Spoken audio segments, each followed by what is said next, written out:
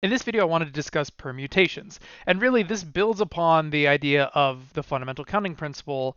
It just is the very slightly different context to which we would want to apply this instead. So, summary of the fundamental counting principle is if you have a bunch of different choices to make, we can find the number of total outcomes by just multiplying all of those individual choices and how many options there are, multiply them all together. Just a big chunk of multiplication, which makes that happen.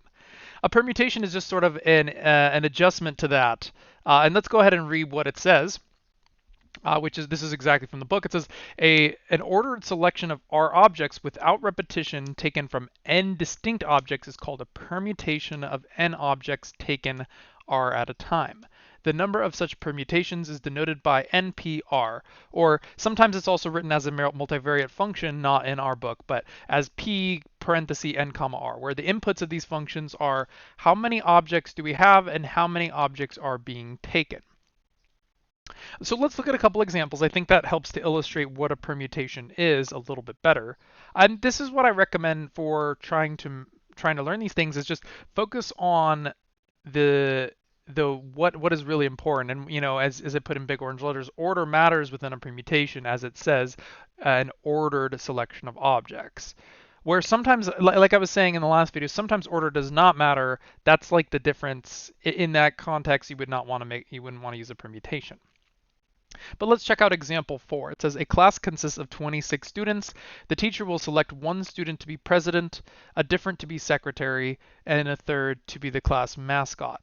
How many outcomes are possible? Or if I was to look at the sample space, we could think of the event as, say for example, we select student A to be president, and then we select student B to be secretary, and we select student C to be the mascot or whatever. We could kind of look at this in the light of sample spaces and events. But let's go ahead and write that. Let's just say the event could be A, B, C. Obviously, that's just one of the many events. You could have student B selected as president, A selected as secretary, or C as mascot. Or, since we have 26 students, we could have J be selected as president, Q be secretary, and M be the mascot, or whatever, right? And so the list is quite obviously incredibly extensive, and trying to just, like my recommendation in the last video, sometimes you could just figure it out. Sometimes the number would be astronomical, and that's why we don't really want to look at it that way in a larger scale problem.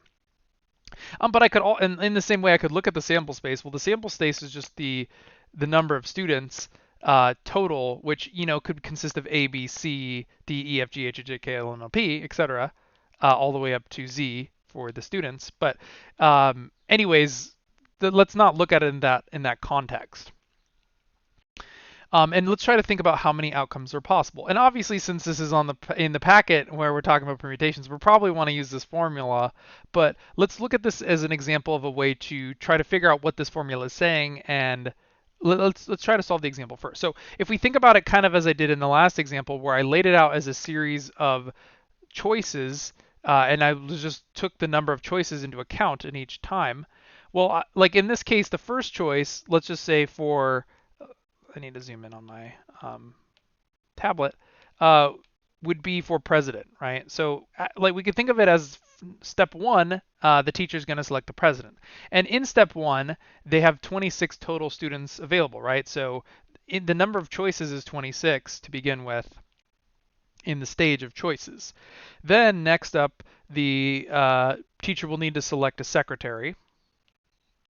And unlike in the last example, it's not going to be 26 anymore. And this is something that is a very common mistake that people do when they're working on these sorts of problems and trying to just figure them out without formulas, is there's really only 25 choices, because as first step was the instructor selected the class president, let's just say student A, but as they then select the secretary, they're not allowed to also select student A as a secretary, because it says a different student is selected to be secretary next.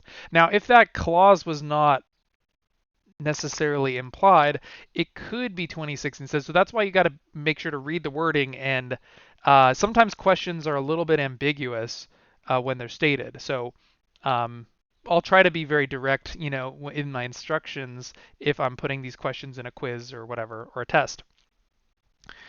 But anyways, then they also have to choose a mascot. And at this point, it says a third student, implying it's going to be someone different. So there would only be 24 students left to select from the mascot. So I'm sort of viewing this as like if I have a big class of students, I've got A, B, C, D, E, and so on.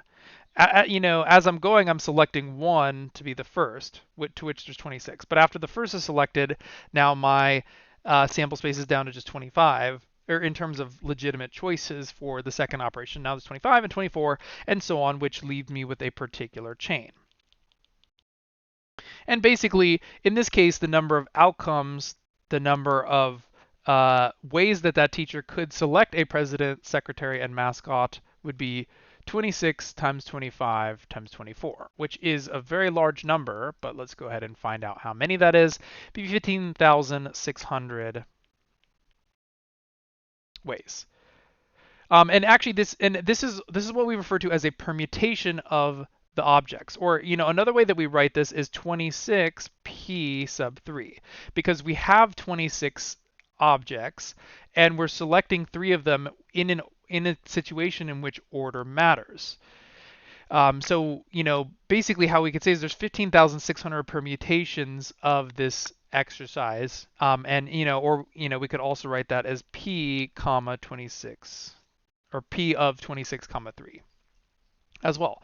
So additionally, let's look at the formula above and see how that, because how I did it before is I just used the fundamental counting principle, right? I didn't use any formulas to figure it out in this case. But let's check out what these formulas are saying and try to exhibit or examine the math here a little bit as well. But in the first, and these are two different boxes or definitions in your book, and I wanted to talk about both of them just because they seem a little different, but they're really the same. But the first says the number of permutations of n objects taken r at a time is given by n parenthesis n minus 1, n minus 2, dot, dot, dot, n minus r plus 1. But basically, if we throw in the numbers into this, or if I'm trying to solve NPR, and sometimes we call it NPR, not like the radio, but just n for the number of permutations of n objects taken r at a time. Basically, if we're trying to use this formula, what it says to do is start with n, which is 26, and then it says to multiply by n minus 1, 26 minus 1. And then it says to multiply by n minus 2, 26 minus 2, and then to continue to do that until we reach the parenthesis, which is n minus r plus 1, 26 minus 2 plus 1. Sorry, r is not 2, r is 3.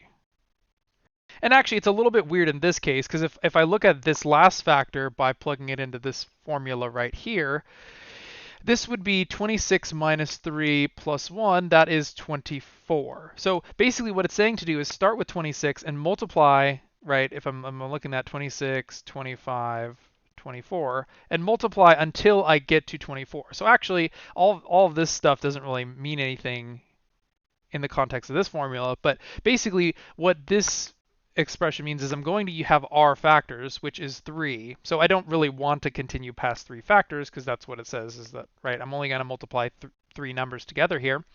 And then I'm going to take a succession of numbers. Or a much easier way to remember what this formula is saying is you're going to start with the first number and multiply consecutively by each consecutive integer smaller than that until you get this many numbers. So, 26, 25, 24, and that would give me my number of permutations as well. Or, this is also your calculator typically will have a permutation and combination built into it somewhere, which I'll go ahead and show you. As well. But if you go into the math menu of your calculator, there's an entire submenu devoted just to probability, which we can scroll to. And options number 2 is the NPR. So if to do NPR in your calculator, you just need to do 26. Oops, I need to do that again. Probability NPR 3. And what this will do is it will evaluate exactly what I have here, which is the number, if I have 26 objects and I'm selecting 3, out of those, where order matters, there will be 15,600 ways of doing that.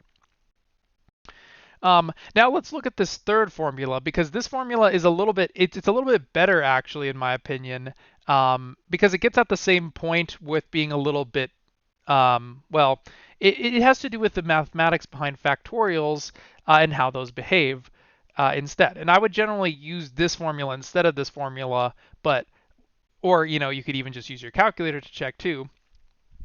But to each their own. I think that this one is more helpful when we get into more probability. And anyways, I promise this one's the best. But basically what it says also that you could do is you could take n factorial and divide it by n minus r factorial. And remember, in math, the exclamation point is not to denote emphasis, but it's to denote a factorial, which just means kind of what we're doing here. You're taking a number and you're multiplying it by each consecutively smaller number. So let's just say we're talking about 5 factorial. Again, in math, what that means is you're going to start with the first number, multiply by each number, and basically you don't stop until you get to 1. Or technically you can stop at 2, because multiplying by 1 doesn't really do anything. But obviously you're not going to continue to multiply by 0, because if you were to then multiply by 0, you're going to, obviously it's going to be 0. But just another mention about what is factorial and why is it important in math. If you think about the fundamental counting principle, let's say that we were trying to permute the entire class of 26 people and wanted to know how many different ways could we line up those 26 students in a row and see the different complete arrangement. Well, that's what 26 factorial would mean. 26 factorial would give you the full list, the permutation of all objects in the entire class. So it's kind of like, well, and note the difference from the exponent back here with the multiple choice question. The difference here was that we weren't selecting a question at a time. Each question had 4 options, but in the case of a permutation, you're taking the students one at a time. So every time I make a choice, there's one less choice. So it's going to be 26 times 25 times 24 times 23, and what that would list is the number of choices if you're like taking objects from something one at a time. So this is kind of the difference between 26 factorial and 26 to the 26th power. Or using an exponent instead. But basically, these ideas are important because they're like the fundamental setup for how you figure out the number of these things. But lastly, going back to the number of permutations, if we were to look at this problem in the context of the permutation formula, and say we were trying to figure out NPR that way, so 26p3 in by using this formula instead. So what it says that we should do is take n factorial, which is the first number, and divide it by parenthesis r n minus r factorial. And so in this case, obviously 26 minus 3 is in parentheses, which means that's 23 factorial. So what it says that we should get is 26 factorial over 23 factorial. And if you try to do 26 factorial in your calculator, you'll see that that is a humongous, really, really, really big number. Let's just go ahead and do it for the sake of argument. Also, factorials should be in your calculator somewhere as well. But if I go to math probability, notice that option number 4, we have the exclamation point, a key mathematical function in probability. And this would give us an even huger number than the past example, which is 4, times 10 to the 26. I don't even know how big that number is, 4 gajillion, but it makes trillions look small because it is times 10 to the 26 power. But basically, so that number, and if we were then divide it by 23 factorial, of course we could do that in a calculator as well.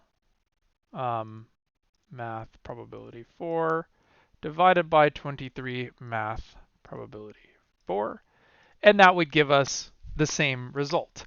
And if you're wondering, well, how would I ever figure that out, because those numbers are so huge, it's actually very, very simple because of what factorial chains look like when you expand them. So if I was to write the expansion of these numbers, 26 times 25 times 24, I know what that means. It's so long and so big that It's going to go on and on and on. So I could write that as 26 times 25 times 24 times 23 dot dot dot. And then if I kind of compare by dividing that by 23 factorial, well, that's going to be 23 times 22 times 21 times 20 and so on.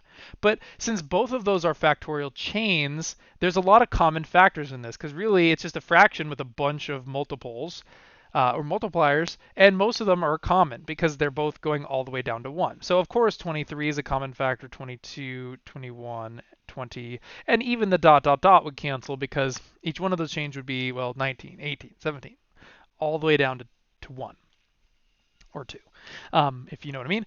But basically what that would leave me with is the same thing, right? 26 times 25 times 24. And the point of all this is I'm trying to explain why do these formulas make sense for permutations. But essentially, if you just start with 26 factorial and you divide by the difference of these factorial, that's another way to set these up. So however you want to remember that, if you or just use a calculator, at the end of the day, all different ways of figuring out how many different outcomes are possible. We'll do another one in the next video, but this video's been long enough, I believe.